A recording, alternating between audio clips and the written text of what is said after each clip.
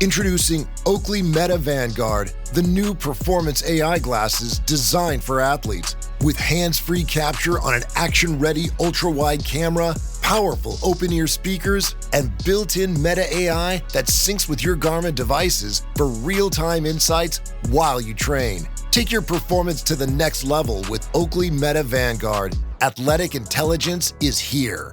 Learn more on meta.com. This episode is presented by State Farm. Having insurance isn't the same as having State Farm. It's like needing the protection of an offensive guard on the football field, but getting an elementary school crossing guard. Sure, they're both guards, but you can only trust one to keep your quarterback safe when the game is on the line. So don't settle for just any insurance when there's State Farm. Like a good neighbor, State Farm is there. Sean Bean and Connie Nielsen star in Robin Hood, a timeless legend reimagined, where allegiances are tested and kingdoms hang in the balance. The saga begins with a double-episode premiere November 2nd, only on MGM+. And more people will drop out if they're not gonna achieve their goals.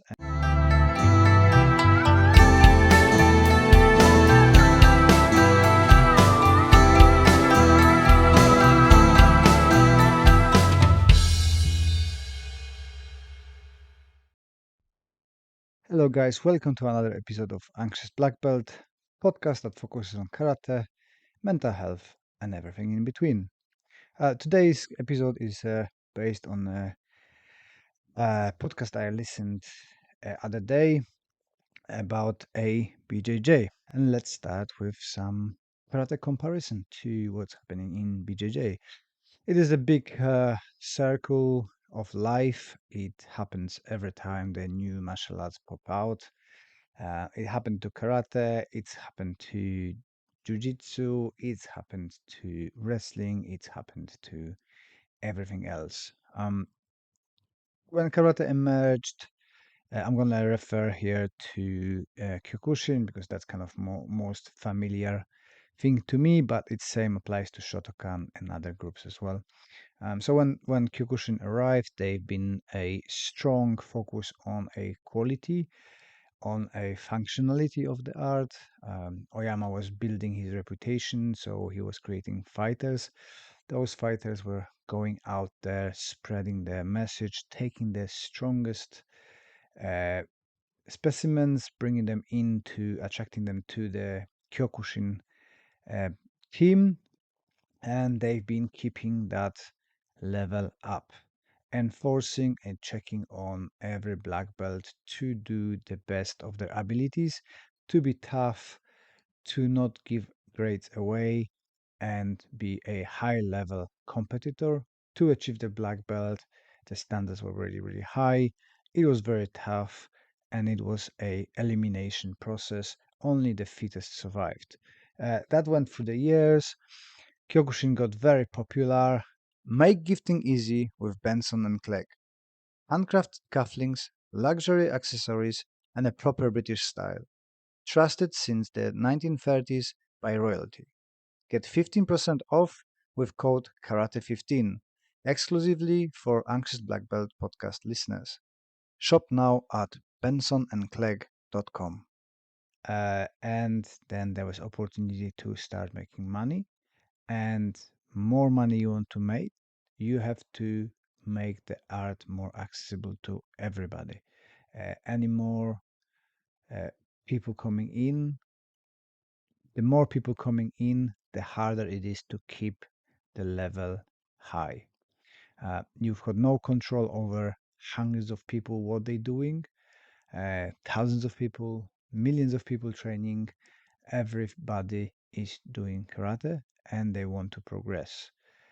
Obviously, all the organization getting more money, which is very good incentive to keep bringing money because you got a comfortable living, you can pay for staff, you're recognizable. So then you are allowing more people come and it starts to kind of diffuse and dismantle all the quality aspect of the art. And that happened to a karate. You can see now multiple organization of Kyokushin, when the founder passed away, Masoyama, everybody started to creating their own universe of Kyokushin karate and kind of lowering the expectations. The quality went down a little bit. More people got black belts, more people giving themselves black belts and high grades opening their own associations. And that level of karate is going down, down, and down. And now it is quite a challenge to find a karate dojo that's got a high quality training. Moreover, dojos at the moment are a kindergartens and somewhere when you drop off your child to have a bit of activity. Adults doing it for more hobby, which is all good and no problem with that. But the level of a black belt is dropping down. The black belt become a very accessible and everybody can achieve it. In the past, it was only the fittest people achieved the black belt. Now it is a bit easier, but as we know, the black belt is only one of the steps within the system. So more people achieving black belts, but the top quality people going higher in the grade. So like fourth, fifth dan is still high quality in some organizations. Some organizations, those who give away the belts, then the quality is very, very weak or low, very low quality. The organization that creates circles of self-adoration, I give you a belt, you give me a belt, then the obviously quality is very poor and we can kind of skip those. But now I see the BJJ is happening as well. One of the example is the person awarded a black belt. There's accusation of being paid off. I don't know the story. I don't really. I'm interested in the details of it. I'm just portraying the what's happening to BJJ through the lens of karate because we've been there as well. So the person who's been awarded shows some videos and being in a BJJ, it doesn't look convincing to me that he's a black belt. But some people say yes, some people say no. But I've seen other BJJ schools being accused of giving the belts out. There's more fake black belts on the stage, and that unfortunately is a price of success that karate have been before, and we can see exactly same thing happening in the BJJ world. In karate, people start changing the names as well. They're creating their own flavors, all styles. So we had the American Kempo, American Karate, all style karate, all around karate, different systems, Shotokan, Kyokushin, Shitoryu, Wadoryu. So everybody's giving their own flavor. And this is okay. Everybody looking for their own way. It's fine if the quality is kept. In BJJ now, I was listening about a gentleman who started his American Jiu-Jitsu because he didn't agree with the lineage and kind of traditional constraints of the uh, traditional BJJ or aggressive BJJ, and that's fine. Started American Jiu-Jitsu. I wish him all the best, and I hope he's gonna be very successful because that should be allowed in all martial arts to create your own stuff. But unfortunately, the price of the success in any sport is a little bit degradation of that sport. We can have a look as well in judo in Olympics, taekwondo in Olympics. They become a watered down versions of the art, all because of the popularity. If you want to have a vast amount of people coming into the sport or your art, then there it will be have to be watered down because you need to fulfill the abilities of those people. So, do we want to have a karate on a top level that only few people want to do, or want to have it an activity that is accessible to parents, children, and able and less able people? I prefer the second one. I prefer more people training and benefiting from it. But the key thing is to not missell the art. Is it BJJ, Jiu-Jitsu, traditional Japanese Jiu-Jitsu? Is it karate, kudo, whatever you want?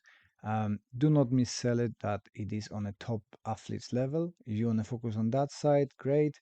If you want to focus on a family orientated class, it's not going to be as demanding as the top level athletes. And I think the same kind of confusions happening in BJJ. Every dojo or every head of the association is thinking that BJJ should be for a top athletes. And if we look on the cost of being a top athlete, most of the people have broken spines, injuries, torn muscles. They don't move very well, but they are killers on the mat. Do we want that for a general population? I don't think so. I rather do a poor version of BJJ for myself and need fulfilling the needs that I want than being a top level athlete. I've been there. I've tried to be a top athlete in karate. It comes with a cost. It comes with a cost in a BJJ. And is it worth it? Well, for those who are on the top to make the big money from it, yes. For me, not. I'd rather be average, yellow or in karate or white belt in BJJ, but enjoying it. But then I don't have a pressure on belts. Some people are obsessed with gradings, the belts. They feel better about themselves when they have a higher belt, which is as well something that drives people to do whatever it takes to become those belts, and some people do in a legitimate way, others looking for easy option going in and satisfying their need for recognition. If everybody would be not caring about the belts, it would be better, the progression would be better, the art would be better, but it is what it is, and it's a natural progression and a cost of a success that the more popular your system, style, sport will be, more people will be doing it, and the watering down will happen. It happened to karate, it will happen to BJJ, it will happen to the next big thing that's going to come in. And we see that in MMA as well. MMA meant to be verifying everything through the cage, through the sport, and now we're seeing people doing it just for fun, being MMA fighters with all the gear outside, showing and boasting about it, and they actually don't know how to fight because they've done a short course of MMA or short course of boxing or whatever. And they've been misled to believe that they can fight and to self-defense or something like that. So, cost of a success. Well done for listening to all of it. You are a superhero. Thank you very much for your support. And if you could leave us that review on a podcast platform, that would be amazing. I appreciate your time, appreciate your support, and I wish you all the best until the next one. This podcast is part of the Sports Social Podcast Network.